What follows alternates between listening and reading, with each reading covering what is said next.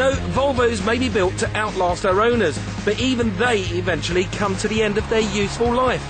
New legislation combined with an increase in the value of waste metal means that anyone with an old or an abandoned car that needs to be scrapped can easily find a firm who would dispose of it for free.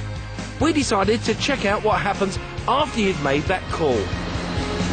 All locations, be lay-bys, side of the road, housing estate, multi-storey car parks even.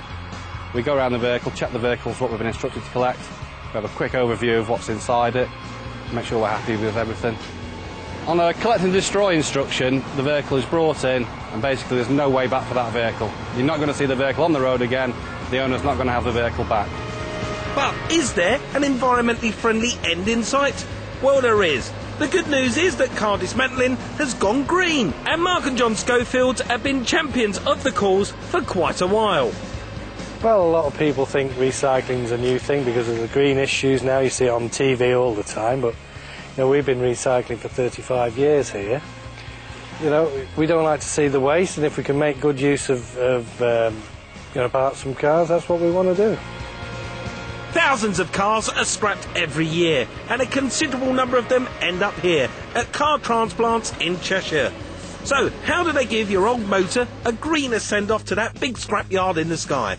Well, first up in the high-tech dismantling process is what they call the milking parlour.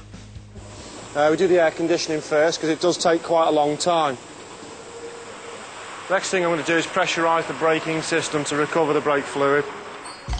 Now, if you think the taxman is bleeding you dry, he's got nothing on this lot. The motor will be drier than a Temperance Society Christmas party by the time this lot are finished.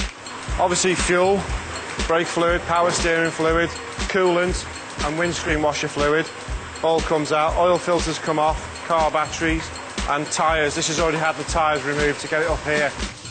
Everything we drain off the vehicles we recycle, the screen wash and the antifreeze being filtered and checked and bottled up, and we give that away. It's a perk, everyone enjoys that perk.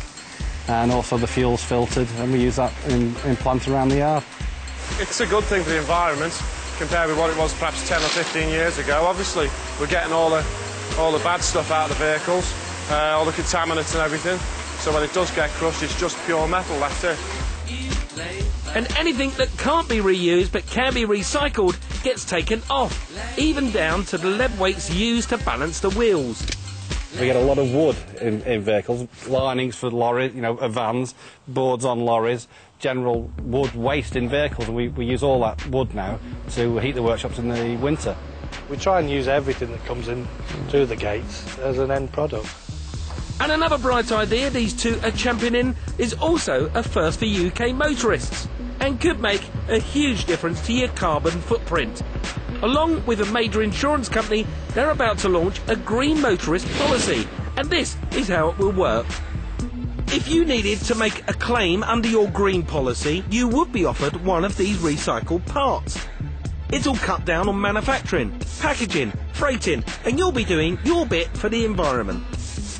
A lot of manufacturers, you know, they're onto the throwaway car sort of syndrome. You know, 6 years, that part's become obsolete.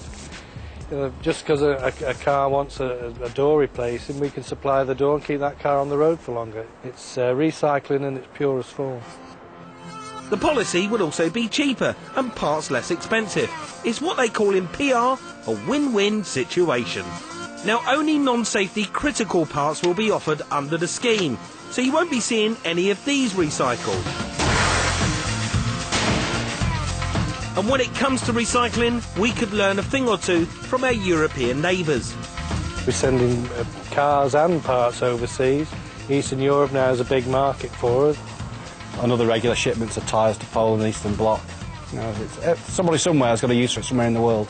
It's what we used to do years ago, but it doesn't seem to happen so much in the country. But you know, basically the parts are there. We just need to find more outlets for them in this country.